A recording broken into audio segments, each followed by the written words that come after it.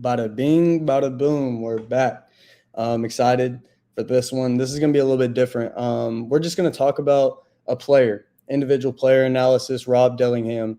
This is a polarizing player, as polarizing as it gets, right? Like people either love him, they either think he's Michael Jordan or he's terrible. And the truth is, he's somewhere in between. And I'm here to say, like, I think he's on the better side of that in between, right? He does kind of lay in that gray area, but so does every hooper. Michael Jordan's a pretty high bar, but you kind of understand what I'm saying. The realities of Rob Dillingham is he's going to be a great player. He's actually going to be a great player, but it's going to take a while. And here's the thing: it was going to take a while off rip. I think anybody in the league knew that he was a project player. But what was Minnesota thinking when they traded up to get a guy that's a long-term project player? Like this is a guy that's similar to Darius Garland coming out of college, right? Like Darius Garland had the worst efficiency season of all time. Like that's including the 60s, right? Like the worst all time. And now he had a down year for his standards last year, but he's a great player. He's been an all-star. I mean, he's an amazing player. Just got them James Harden, right? That was what Rob, or excuse me, I was going to say that's what Rob was. That's what Rob is. But here's the thing: his timeline was thrown off a little bit, and it's not his fault. It's Minnesota's management trading for an extremely young, inexperienced, and mind you, this guy is like he's got all the skill, way more skill than you could ever ask for from somebody coming out of college. But what was missing?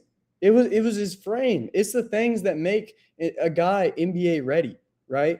Like when you draft an older guy in the draft, whether it's 4-year guy, whatever, Dalton Connect, you're drafting them because you know they're ready.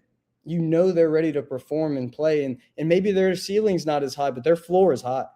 And Rob Dillingham is not that, guys. There's no way they convinced themselves they thought that he was that, right? I've seen Rob Dillingham. If you watch Kenny Beecham, which is like pretty baseline ball knowledge nowadays, you know that Rob Dillingham is not 6'3", nor 6'2". He might be 6 foot, right? Like he's Kenny's height.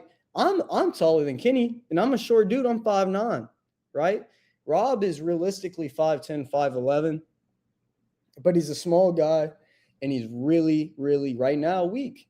He gained a lot of muscle as far as like, just kind of like 5-10 pounds, putting it a little bit of everywhere, but mainly in the legs. But he doesn't have an upper body yet. He's not ready, for NBA strength and NBA physicality. Now, what I will say is the Timberwolves acted as if he was barbecue chicken on the perimeter, and he went to the Bulls, and he's been an absolute bloodhound. He's picking up half court. He's getting like, I think every single game for the Bulls, he's had 2 or 3 steals. I could be wrong. You can fact check that. But this is a guy that, I mean, he is so skilled, and all you have to do is give him time. You got to give him freedom. Give him liberties, right? Go out there, put him on a team like the Wizards. Let him have a season where he just rocks out, and he probably has a super inefficient season. The next year, he's going to be good. But the next year after that, he's going to be great, right? Here's the problem. That timeline was thrown off, right? What we're seeing right now is what we should have seen immediately, 10 to 20 minutes a game, depending on the situation, but you're actually a rotational player playing with rotational guys. You're involved in the system. You're encouraged to be aggressive. You're encouraged to set up, the plays and the sets and to be an on-ball guy, to be an operator. That's what he is, man. If you get Rob Dillingham, you're getting him to be an operator. And what do operators need? They need time, right? It is insanely rare. In fact, I cannot really think of a case other than Luka and Trae Young where somebody came out of college and was efficient as an operator.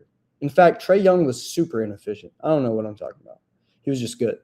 So people saying Rob Dillingham is washed, you don't know ball. I'm sorry, brother. You don't know ball. He's nice. He just needed opportunity. And listen, he's not going to be great tomorrow or tonight if the Bulls play. I haven't checked. Or by the end of the season, he'll be a lot better, right? Next year's going to be the year, not where he breaks out, but where he gets a lot more minutes, and he has probably an efficient season, but you see those flashes, You see those flashes where he has a game where he's just getting to his spot. He's getting busy. Because let's keep it a buck. Like I can break it down into the terminology and the words and the footwork and all these different specifications and science behind the what he does. But at the end of the day, he just gets busy. I mean, that's all there is to it. And when you have somebody like that in basketball, man, you got to let them go. You keep them on a leash, you are capping their potential so much farther down. And if you're not, you're at least making it to where they're not going to reach that until a way later stage. They'll have that a way shorter window of just being great. And so I'm very happy that he's on the Bulls. But here's the problem. What are the Bulls doing? Oh, my goodness. Guys, the NBA makes rules for GMs not to trade away too many players or too many draft picks because GMs are so stupid that they would ruin almost every franchise if there weren't rules to prevent it.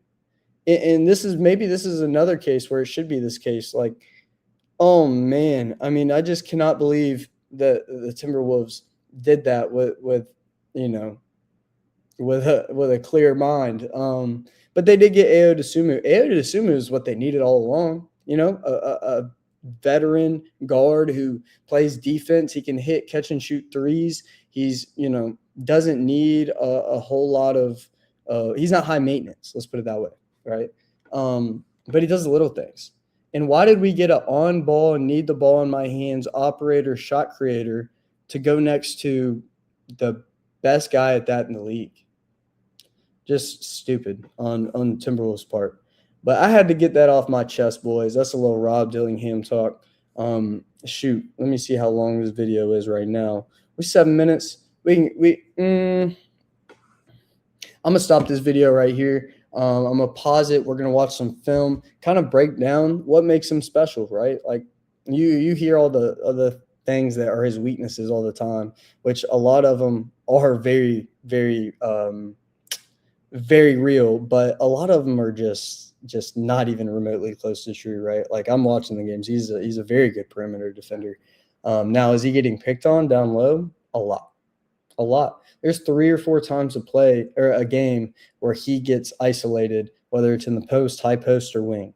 But only 1 or 2 of those times a game is it resulting in a bucket for the other team. Not only is he giving you that back, but he's playmaking and he's getting 2 or 3 steals, and he has a low turnover rate. That was a big problem on the Timberwolves. The one thing I'll say that is super valid is man, he didn't want the ball in his hands on the Timberwolves. It's like Chris Finch punished him for scoring, but now he wants the ball, right? And you can see the difference.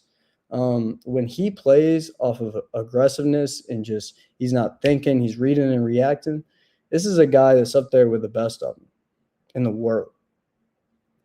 You'll see. It'll take some time. He's going to struggle for a little bit, but when he breaks out, it'll be big. It'll be big. It'll be no different than a lot of the guards that we see that are big in the game today.